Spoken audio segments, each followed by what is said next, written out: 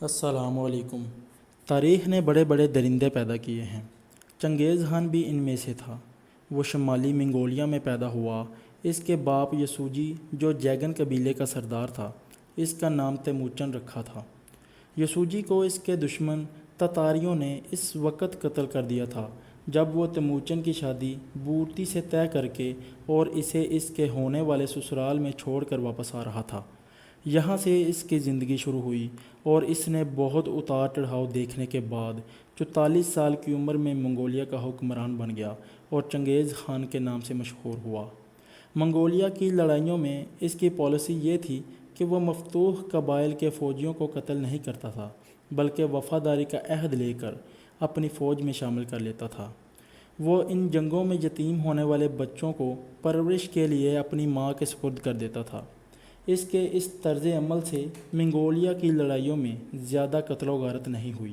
جب چین پر اس نے حملہ کیا تو 1 کروڑ کے قریب فوجی اور لوگ مارے گئے تھے، مگر اس نے زیادہ تر بستیوں کو تباہ کرنے سے گریز کیا تھا۔ چین کے بعد جب اس نے مغرب میں مسلم مملکت پر حملہ کیا تو اس کی وحشت اور درندگی بڑھ چکی تھی۔ اس نے اس مملکت کے مشہور شہروں سمرقند اور بخارا کے بعد اس کے دارالحکومت کھنہ گرگانچ کے ان تمام فوجیوں جنہوں نے لڑائی میں حصہ لیا تھا اور جنہوں نے کامیاب کرنے میں اس کی مدد کی تھی، ان کو قتل کروا دیا۔ ان سے فارغ ہو کر اس نے تمام شہریوں کو باہر میدان میں جمع کیا اور ان کے سر تن سے جدا کروا دیے تھے۔ بتایا جاتا ہے کہ گرگانچ میں 50,000 منگول فوجیوں کی ڈیوٹی یہ لگائی گئی تھی کہ ان میں سے ہر ایک 24 شہریوں کے سر قلم کرے گا۔ اسی پر بس نہیں کیا، سمرقند، بخارا اور گرگانچ کو جلا کر راکھ کر دیا تھا۔ کھیتوں میں کھڑی فصلیں اور باغات اجاڑ دیے اور لوگوں کے سروں کی مینار تعمیر کر کے آگے چل دیا۔ اس نے چند دن بکریوں اور گھوڑوں کی دیکھ بھال کرتے ہوئے بورتی کے ساتھ پہاڑوں کی سیر کرتے ہوئے گزارے۔ اسی دوران اسے اپنے باپ کی ہلاکت کا پتہ چلا۔ اسے واپس اپنے قبیلے جانا پڑا۔ 9 سے 16 سال کی عمر تک پہنچنے تک اسے بے شمار مشکلات کا سامنا کرنا پڑا، اور جب تیموچن 16 سال کا ہو گیا تھا تب تک وہ اپنی ایک چھوٹی سی فوج بنا چکا تھا تو اس نے اپنی محبوبہ بورتی سے شادی کر لی۔ شادی کو چند دن گزرے تھے کہ بورتی کو اغوا کر لیا گیا۔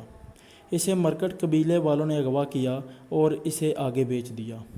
تیموچن اسے ڈھونڈتا رہا اور آخرکار اسے ڈھونڈ لیا تھا۔ وہ اپنے دوست جموکا اور اس کے سرپرست تغرل خان کی مدد سے اسے واپس لانے میں کامیاب ہوا، مگر اس وقت تک بورتی پہلے جیسی نہیں رہی تھی۔